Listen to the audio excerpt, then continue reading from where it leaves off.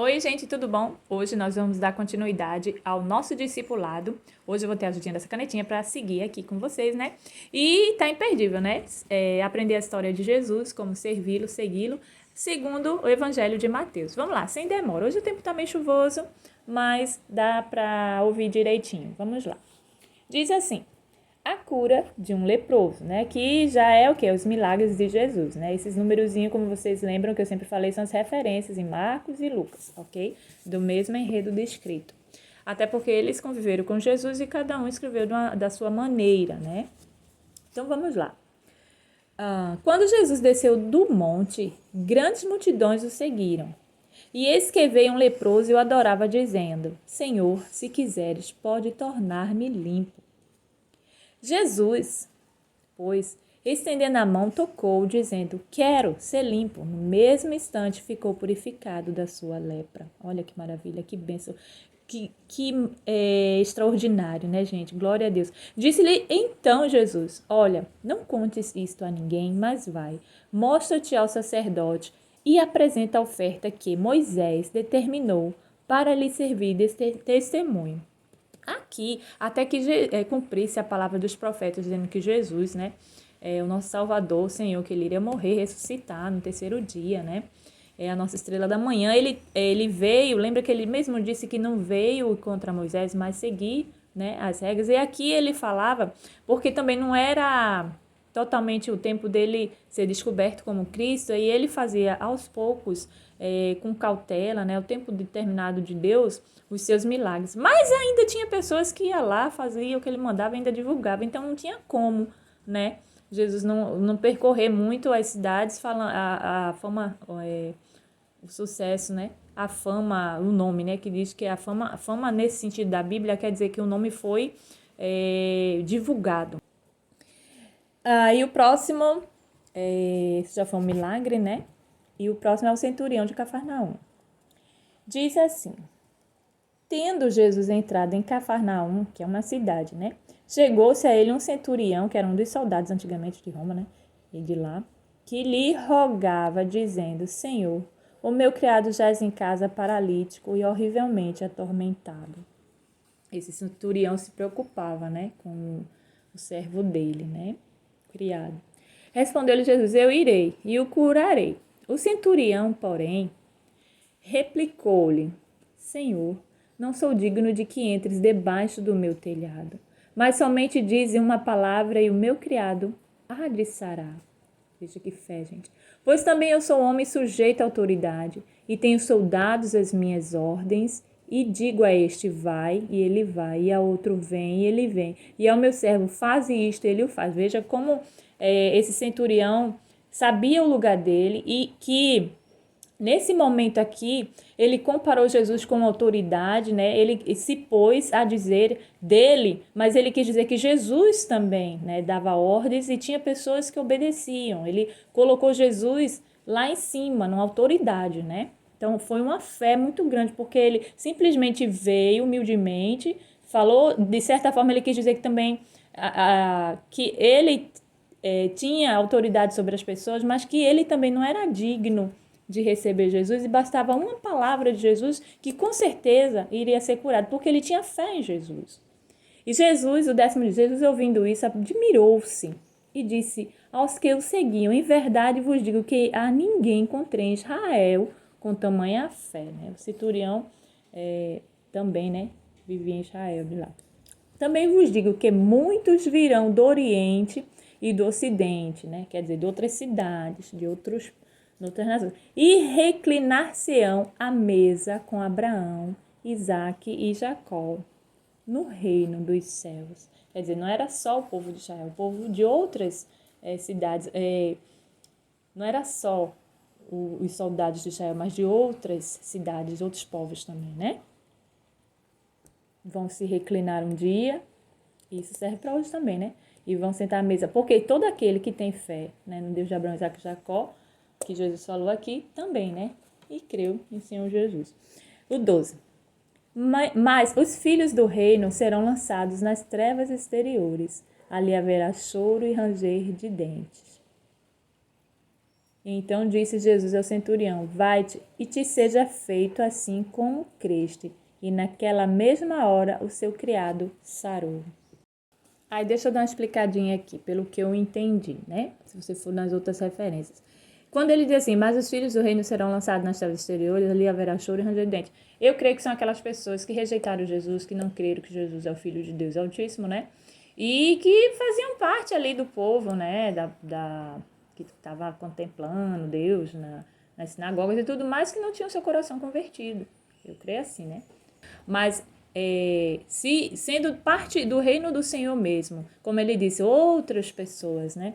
Outros virão do Oriente e do Ocidente, é que no 11 ele disse isso, não quer dizer, outros povos crerão, porque do própria casa dele, né, do profeta Jesus saiu da própria cidade, muitos não creram, né, eu creio isso, e ele será tirado do reino dessas pessoas para outras, né, porque as outras creram e deram fruto, mas as que não creram, não deram fruto, serão cortadas, né.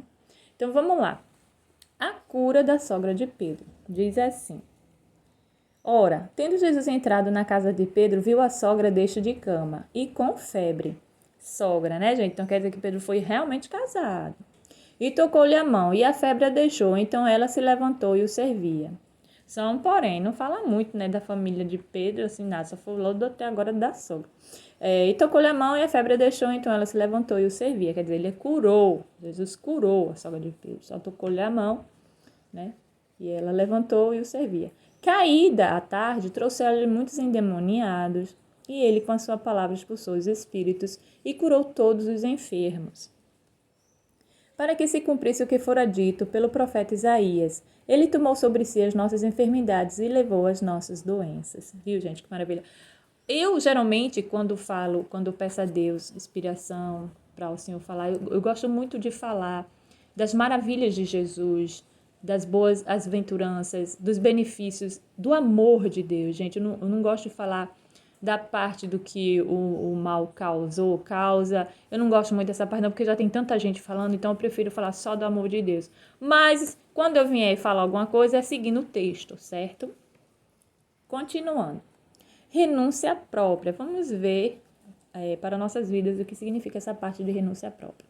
Vendo Jesus uma multidão ao redor de si, deu ordem de partir para o outro lado do mar.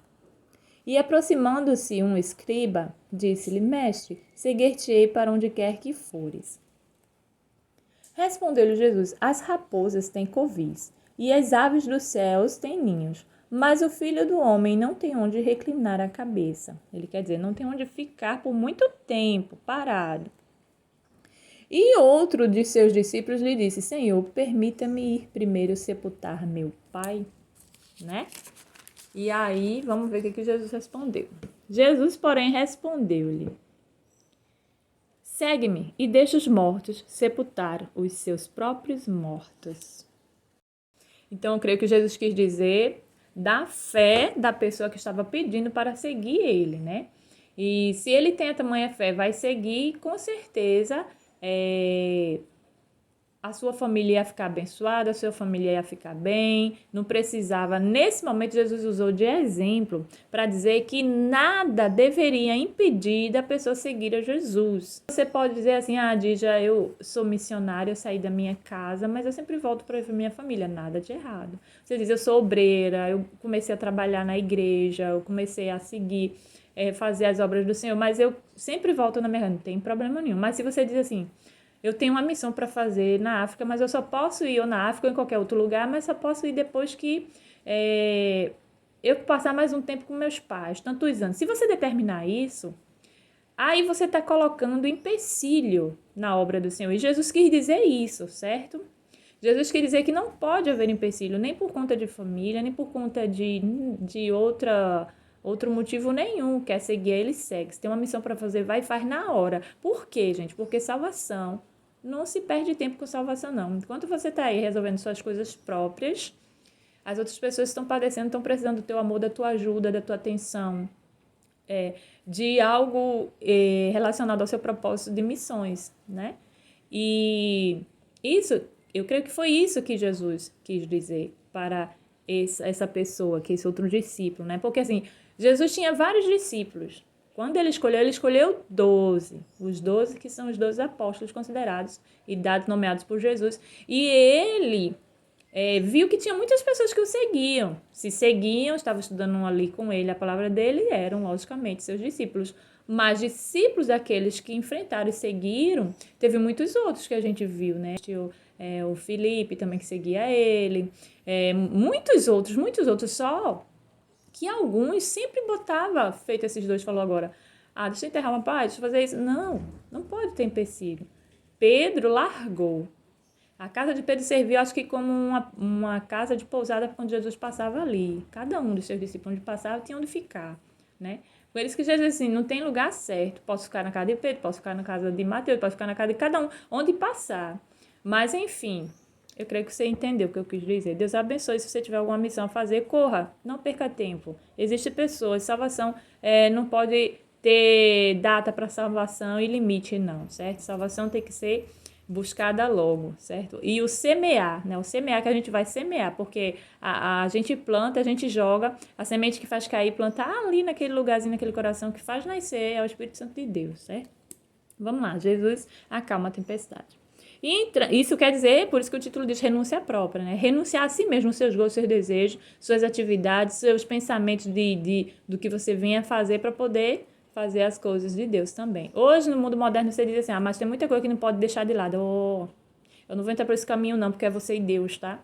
Eu só estou explicando o que me vem assim ao coração e à mente que o Espírito tem me dado. E vai seguir, vai entrar na cabeça de cada um como deve ser, porque é o Espírito Santo de Deus que dá, ok? Vamos lá. Jesus acalma a tempestade. Entrando ele no barco, seus discípulos o seguiram. E eis que se levantou no mar tão grande tempestade que o barco era coberto pelas ondas. Ele, porém, estava dormindo. Os discípulos, pois, aproximando-se, o despertaram, dizendo, salva-nos, Senhor, que estamos parecendo. Ele lhes respondeu, por que temeis, homens de pouca fé? Então, levantando-se, repreendeu os ventos e o mar. E seguiu-se grande bonança. Quer dizer, por que ele disse tamanho homens de pouca fé? Porque Jesus já estava no barco, era para eles pensar, bom, se Jesus está aqui do lado que a gente vai nos acontecer nada, a gente está salvo, está seguro. Mas não, eles temeram porque ainda estavam aprendendo, né?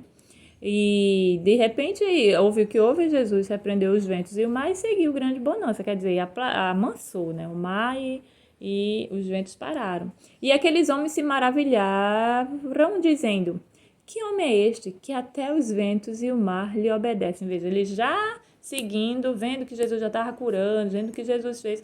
E aí, o que aconteceu?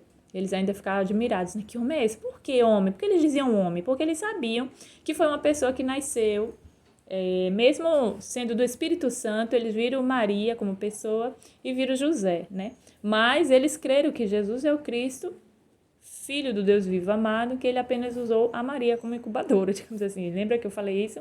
Né? Ela foi agraciada, né? Por isso. Seguimos.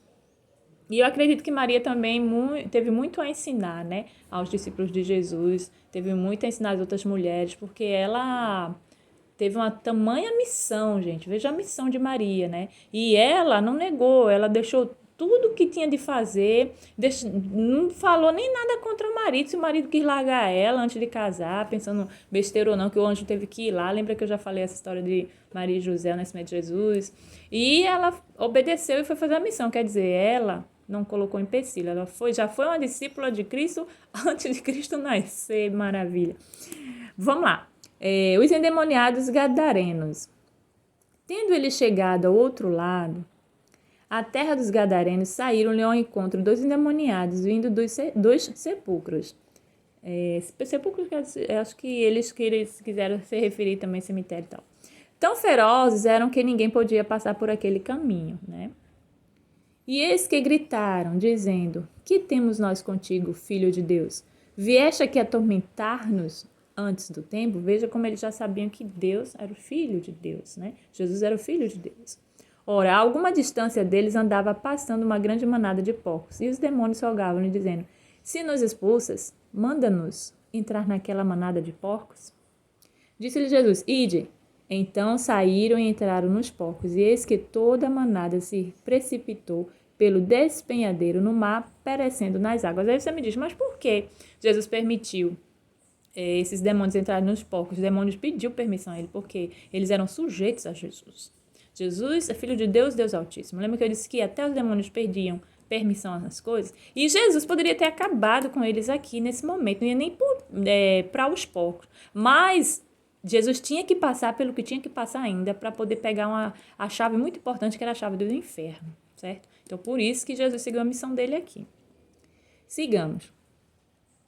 E aí acabou, né, ele caindo no despenhadeiro e no mar perecendo nas águas. Os pastores fugiram e, chegando à cidade, divulgaram todas essas coisas. E o que acontecera aos endemoniados? Deixa eu dar uma outra observação. Eu creio que também Jesus permitiu eles entrarem nos porcos, porque sabe que os porcos não são racionais, né, como ser humano. Os porcos, com certeza, eles iam para um desfiladeiro. A mente deles não são totalmente controláveis, né? Um animal.